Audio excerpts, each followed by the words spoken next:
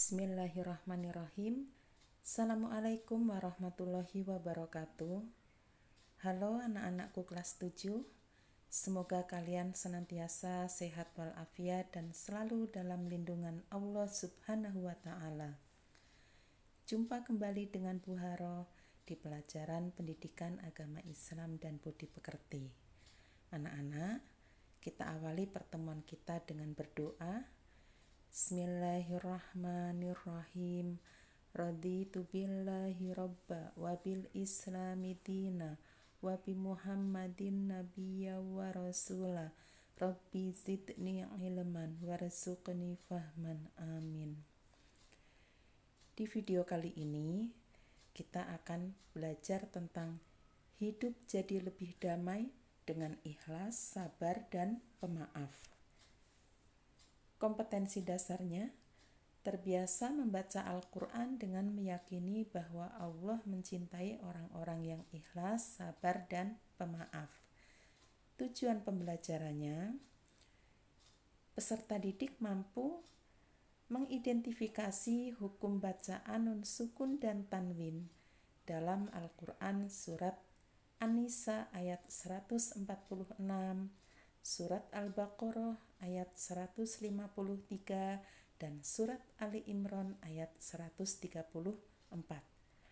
dan menjelaskan hukum bacaan nun sukun dan tanwin dalam Al-Quran surat An-Nisa ayat 146, surat Al-Baqarah ayat 153 dan surat Ali Imran ayat 134. Mari membaca Al-Quran. Surah An-Nisa ayat 146. A'udzu billahi minasyaitonir rajim. Bismillahirrahmanirrahim. Illalladzina tabu wa aslahu wa'tasamu billahi wa akhlasu dinahum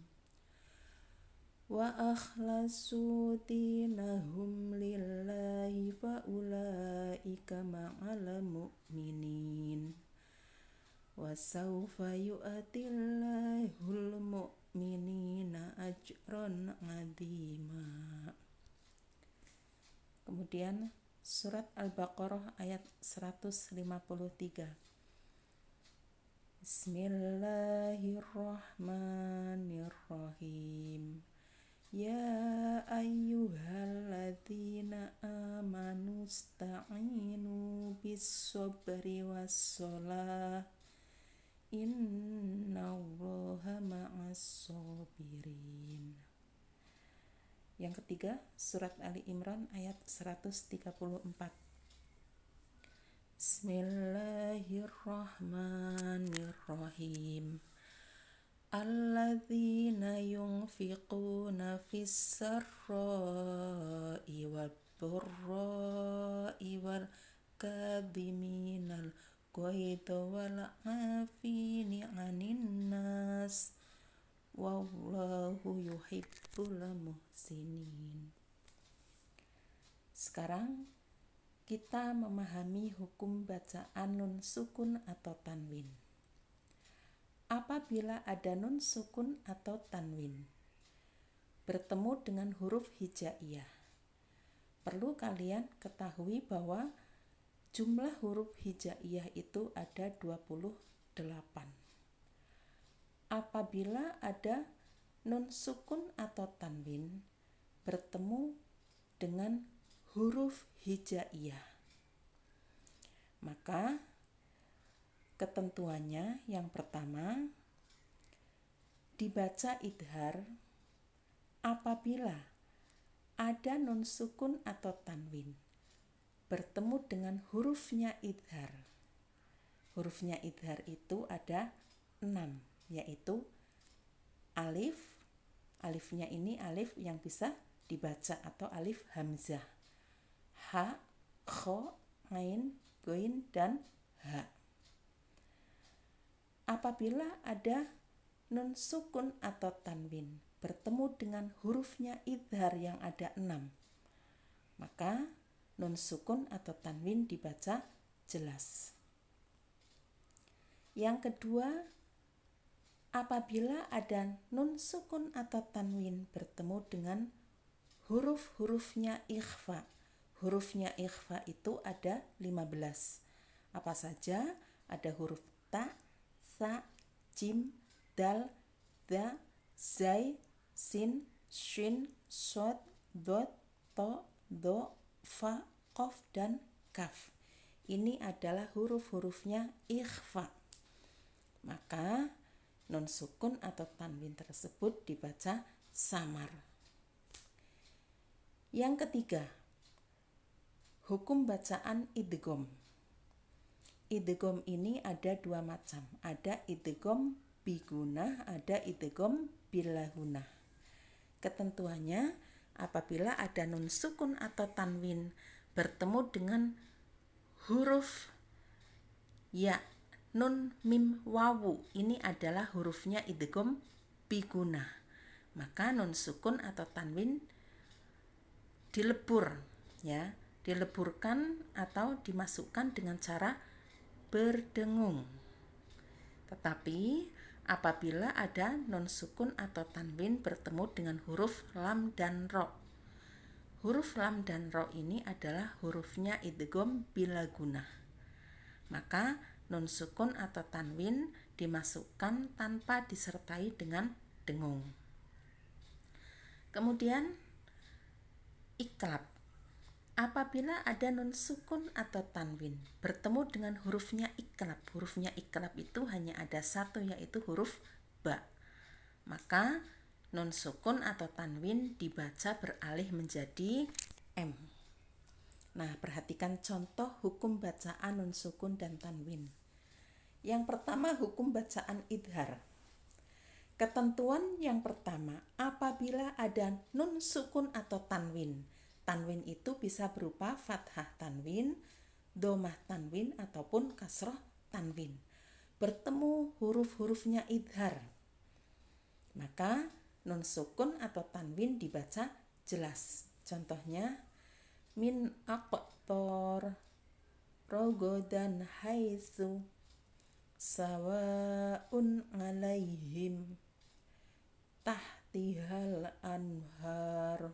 Jadi nun sukun atau tanwin dibaca jelas apabila bertemu dengan salah satu hurufnya idhar yang ada 6 itu. Nah, kemudian yang kedua, hukum bacaan ikhfa. Ketentuannya, apabila ada nun sukun atau tanwin bertemu salah satu hurufnya ikhfa, maka nun sukun atau tanwin dibaca samar. Contohnya, ang fudu wa ma unsila min qablik kulli syai'in qadir. Yang ketiga ada hukum bacaan idgham. Hukum bacaan idgham, ada idgham bigunah, ada idgham bilagunah. Apabila ada nun sukun atau tanwin bertemu dengan hurufnya idgham bigunah, ya, nun, mim, wawu, maka nun sukun atau tanwinnya dimasukkan disertai dengan dengung. Tapi apabila ada nun sukun atau tanwin bertemu dengan hurufnya idgham bilagunah, lam dan ro, maka nun sukun atau tanwin dimasukkan tanpa disertai dengan dengung. Contohnya, bisuratim mim mislih an-nafs hudal lil muttaqin mir rabbihim. Nah, hudal lil muttaqin dan mir rabbihim memasukkan tanpa disertai dengung. Kemudian hukum bacaan ikrab. Ketentuannya, apabila ada nun sukun atau tanwin bertemu dengan huruf ba, maka nun sukun atau tanwin diganti menjadi huruf m. Contohnya, summum bukmun muhitum bil kafirin mim ba'di awwala kafirim bih. Itu tadi adalah contoh-contoh hukum bacaan non sukun dan tanwin. Tugasnya, silahkan kalian buat contoh hukum bacaan non sukun dan tanwin selain contoh di atas. Minimal 10. Silahkan kalian kirim tugasnya di Google Classroom masing-masing kelas. Mudah-mudahan penjelasan Ibu bisa kalian pahami bersama. Kita akhiri pertemuan kita dengan bacaan hamdalah. Alhamdulillahirabbil alamin. Billahi taufiq wal hidayah. Wassalamualaikum warahmatullahi wabarakatuh.